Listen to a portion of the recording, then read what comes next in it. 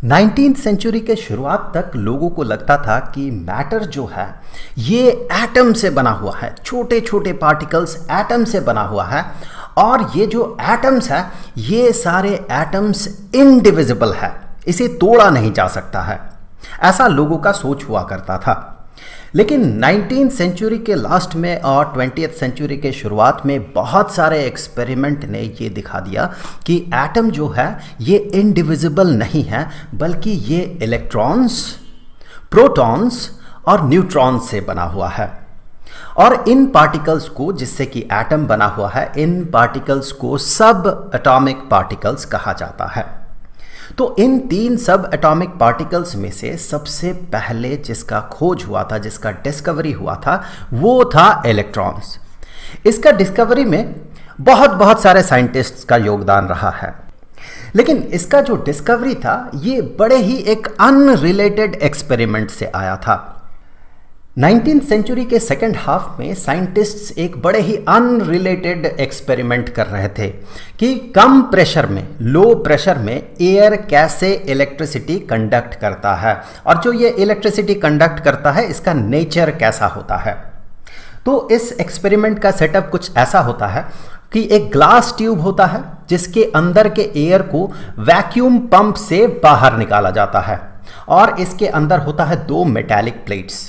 इन plates को जोड़ा जाता है बैटरी के दो टर्मिनल्स के साथ। ये पॉजिटिव टर्मिनल के साथ जोड़ दिया जाता है इसे, और दूसरे प्लेट को नेगेटिव टर्मिनल के साथ जोड़ दिया जाता है। ऐसा करने से, सफिशिएंट वोल्टेज प्रोवाइड करने से इलेक्ट्रिसिटी कंडक्ट करने लगता है और अंदर का ट्यूब ग्लो करने लगता है।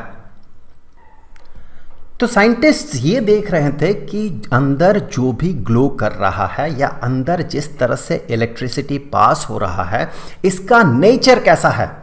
तो इस संदर्भ में सबसे पहला सिग्निफिकेंट काम जिन्होंने किया था वे थे यूलियस प्लका। इन्होंने 1859 में ये दिखाया कि अंदर ये जो भी यहाँ से पास कर रहा है इसका नेचर, फंडामेंटल बेसिक नेचर कैसा है, इसके बारे में इन्होंने पहला एक कदम लिया। इन्होंने क्या किया कि यहाँ पर इंट्रोड्यूस किया एक मैग्नेट। तो अंदर इन्होंने एक मैग्नेटिक फील्ड प्रोवाइड किया।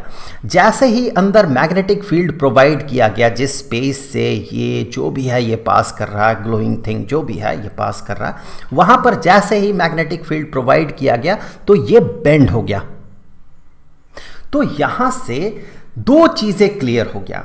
एक तो ये जो भी है इसका सोर्स जो है, ये सोर्स ये पॉजिटिव साइड नहीं हो सकता है बल्कि ये नेगेटिव साइड होगा इसका सोर्स। आप यहाँ कॉमन सेंस लगा सकते हैं। अगर इसका सोर्स ये पॉजिटिव प्लेट होता तो फिर ये सीधे ऐसे आता और यहाँ से अगर ये डिफ्लेक्ट करता तो इस तरह से ये डिफ्लेक्ट करता। चूंकि इसका सोर्स ये नेगेटिव प्लेट है इसीलिए ये नेगेटिव प्लेट से सीधे बाहर निकल रहा है और जैसे ही इस जगह पे मैग्नेटिक फील्ड प्रोवाइड किया जा रहा तो यहाँ से ये बेंड करने लगा, यहाँ से ये इस तरह से बेंड करता है। तो पहली बात तो ये क्लियर है कि ये जो भी है अंदर, जो भी पास हो रहा है, इसका सोर्स ये पॉजिटिव प्लेट नहीं है बल्कि ये नेगेटिव प्लेट है। और नेगेटिव टर्मिनल के साथ जुड़ा हुआ जो प्लेट है इसे कहा जाता है कैथोड। ये कैथोड है। और जो पॉजिटिव साइड के साथ जोड़ा जाता है, बैटरी के पॉजिटिव साइड के साथ जिस प्लेट को जोड़ा जाता है इसे कहा जाता है एनोड। तो चूंकि ये अंदर जो भी है इसका सोर्स कैथोड है इसीलिए इसे कहा गया कैथोड रे। और साथ ही साथ ये बड़ा ही नोन था उस समय कि चार्ज जो है, चार्ज इलेक्ट्रिक फील्ड में मूविंग चार्ज डिफ्लेक्टेड होता है, जैसे यहाँ पर डिफ्लेक्शन हमें दिख रहा है। पॉजिटिव चार्ज एक डायरेक्शन में डिफ्लेक्ट करता है और moving negative charge opposite direction में डिफ्लेक्ट करता है। तो इसका जिस डायरेक्शन में डिफ्लेक्शन हो रहा है ये ऐसे आया और इस तरह से डिफ्लेक्ट किया।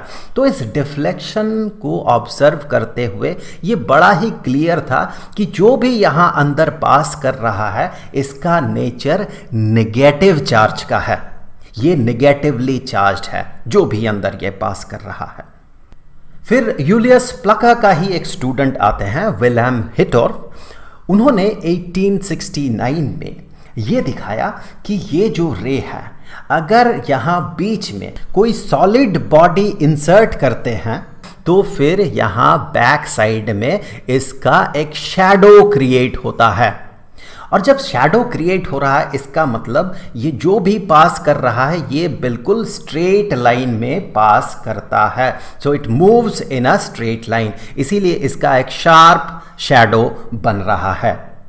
फिर इसके आगे आते हैं, इसी एक्सपेरिमेंट को आगे बढ़ाते हैं और कुछ नया करते हैं। आगे आते हैं विलियम क्रुक्स।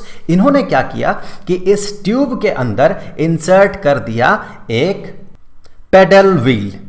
इस पेडल व्हील को इंसर्ट करते साथ ये पेडल व्हील मूव करने लगा। ये रोटेट क्यों कर रहा है? तो क्रुक्स ने इस तरह से इसे एक्सप्लेन किया कि ज़रूर कुछ ना कुछ यहाँ से जो पास कर रहा है उसके पास मोमेंटम रहा होगा जो कि इसके साथ कोलाइड कर रहा है, और मोमेंटम जो है उसका मोमेंटम ट्रांसफ़र हो रहा है और ये व्हील जो है ये व्हील रोटेट कर रहा है। तो ये पाया गया कि जो भी यहाँ पर अंदर पास कर रहा है इट हैज़ मोमेंटम, उसके पास मोमेंटम भी है। अब आगे एक और एक्सपेरिमेंट होता है। अब आते हैं आर्थर शुस्टर, और इन्होंने क्या किया कि दो प्लेट्स को कुछ इस तरह से यहाँ सेट किया और इन दो प्लेट्स को जोड़ दिया बैटरी के साथ, बैटरी के पॉजिटिव टर्मिनल और बैटरी के नेगेटिव टर्मिनल के साथ इसे जोड़ दिया गया। इससे हुआ क्या? इससे यही हुआ कि इस प्लेट में आ गया पॉजिटिव चार्ज और इस प्लेट में आ गया नेगेटिव चार्ज, और इमीडिएटली ये जो है इस तरह से डिफ्लेक्टेड हो गया। अंदर का जो भी ग्लोइंग थिंग है ये यहाँ पर डिफ्लेक्टेड हो गया। तो यहाँ से ये फिर से क्लियर हो गया कि अंदर जो भी पास कर रहा है इसका नेचर नेगेटिव चार्ज का होगा। क्यों? क्योंकि नेगेटिव चार्ज को पॉजिटिव चार्ज अपने तरफ अट्रैक्ट करता है और नेगेटिव चार्ज को अपने से दूर रिपेल करता है। इसीलिए ये जो ग्लो कर रहा है इसका डिफ्लेक्शन ऊपर की तरफ हुआ, पॉजिटिव चार्ज के तरफ इसका डिफ्लेक्शन हुआ। तो फिर से एस्टेब्लिश्ड हो गया कि अंदर जो भी है, जो भी पास कर रहा इसका नेचर नेगेटिवली चार्ज्ड है।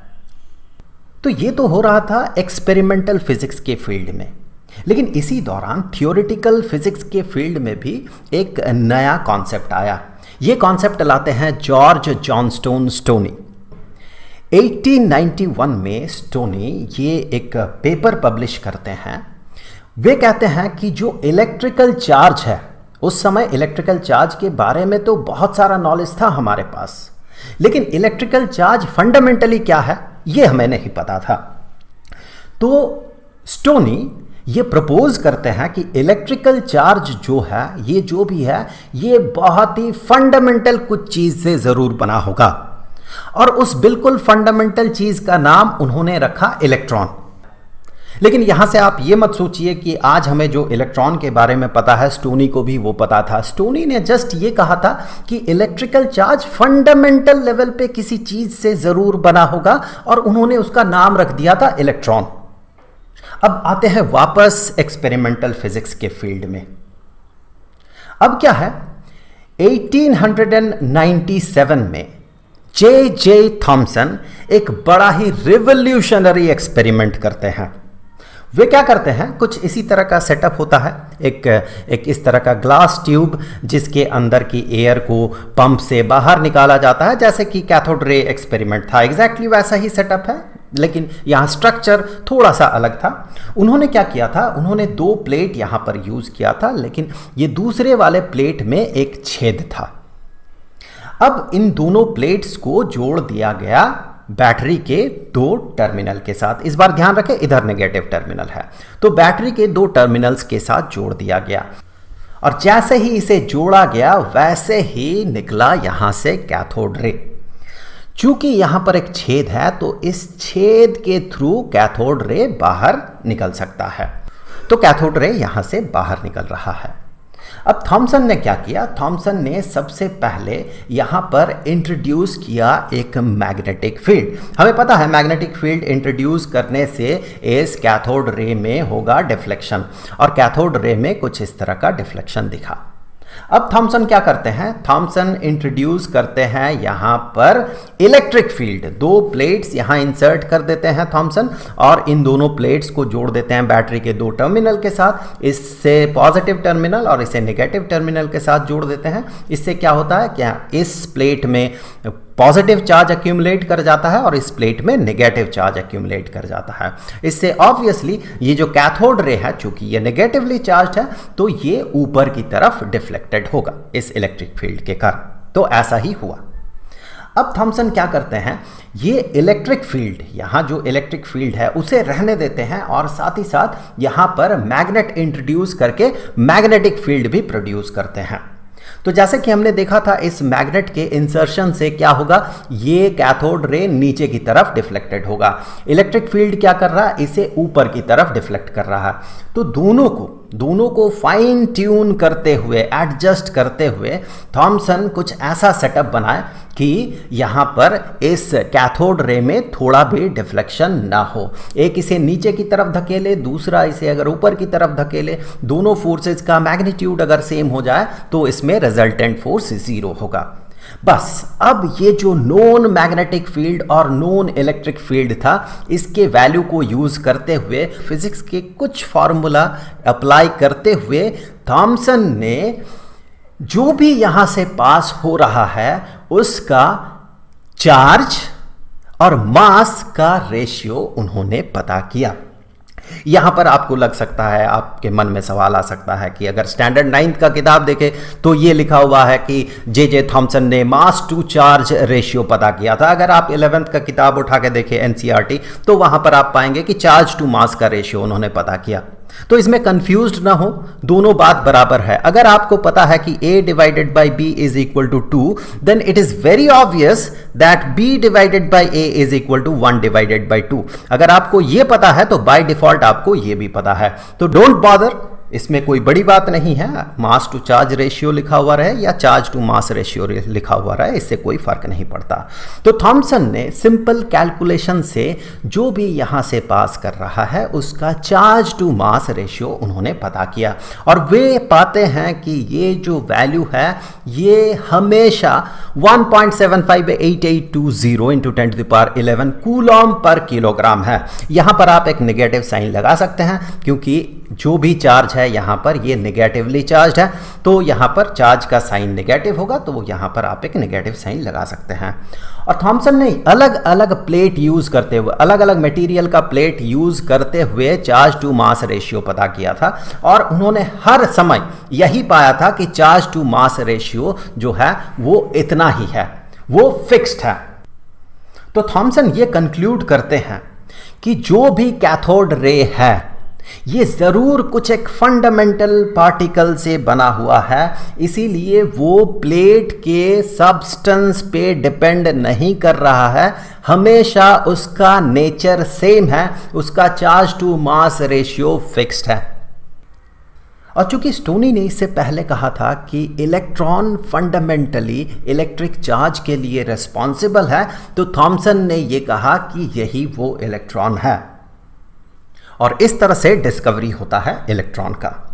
यहां पर मैं आपको बता दूं, ये तो स्टैंडर्ड 9th के लिए वीडियो है। अगर आप स्टैंडर्ड 11th के स्टूडेंट हैं और एक्सीडेंटली इस वीडियो तक पहुंच चुके हैं, तो मैं आपको बता दूं कि अगर आपको जानना है कि जे थॉमसन ने किस तरह का इक्वेशन यूज किया था, तो उसके लिए आप यूट्यूब के सर्च बार में जाके लिख सकते हैं कि थॉमसन एक्सपेरिमेंट एडू पॉइंट, आपको वो वीडियो दिख जाएगा। तो फिर स्टैंडर्ड 9th के लिए अगले वीडियो का लिंक आपको यहाँ पर स्क्रीन पे मिल जाएगा, यहाँ क्लिक करके आप उस वीडियो को देख सकते हैं।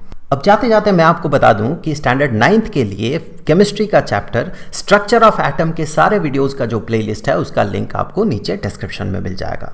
तो आई होप कि अगले वीडियो में फिर मुलाकात होगी। तो मिलेंगे आपसे अगले वीडियो में, तब तक के लिए खुश रहें, गुड बाय।